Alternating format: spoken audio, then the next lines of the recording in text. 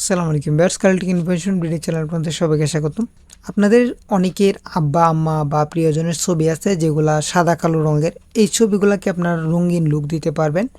এটা সম্পূর্ণ আপনাকে স্টুডিওতে গিয়ে টাকা পয়সা কোনো কিছু খরচ করতে হবে না।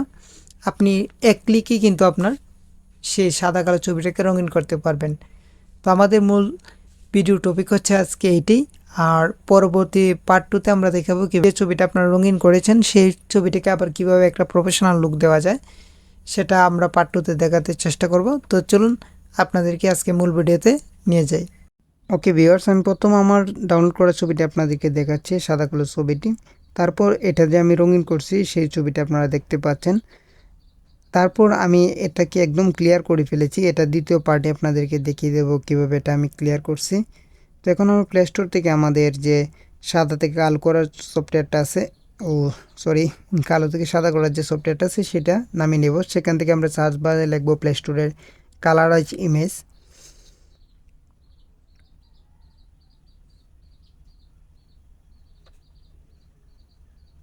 ওকে, এটা লেখার পর আমাদের সামনে যে সফটওয়্যারটি ওপেন হবে, দ্বিতীয় সফটওয়্যারটি, সেটা ইনস্টল করে নেব। আপনাদেরকে আমি চ্যানেলের সাথে লোগোটা দেখিয়ে দিলাম, এটা দেখে কিন্তু আপনারা ইনস্টল করে নেবেন। তো আমরা ইনস্টলে ট্যাপ করব। তো সফটওয়্যারটি ওপেন হয়ে গেলে ইনস্টল করার পর কন্টিনিউ দিবেন, কন্টিনিউ দিয়ে অ্যালাউ করবেন। অ্যালাউ অপশনের পর আপনারা উপরে দেখতে পাচ্ছেন চুজ ইমেজ ফ্রম গ্যালারি, এখান থেকে এটা ট্যাপ করে দিবেন। ট্যাপ করার পর আপনারা কর্নার 3 ডট মেনু বারে ক্লিক করবেন। ক্লিক করার পর আপনারা গ্যালারি অপশনটা দেখবেন কোথায়, এখান থেকে আপনার গ্যালারি অপশনে ট্যাপ করে দিবেন। এখান থেকে আপনার কাঙ্ক্ষিত ছবিটি আপলোড করে দিবেন। দিলে পরে এরকম কিছুক্ষণ সময় ওয়েট করবে, বেশি না, 25 সেকেন্ডের মতো। তারপর দেখবেন আপনার ছবিটা রঙিন হয়ে গেছে। তো সেই ছবিটাকে আপনারা এখন সেভ করবেন। সেভ করার জন্য নিচে সেভ অপশন দেখতে পাচ্ছেন, এখানে আপনারা ট্যাপ করবেন।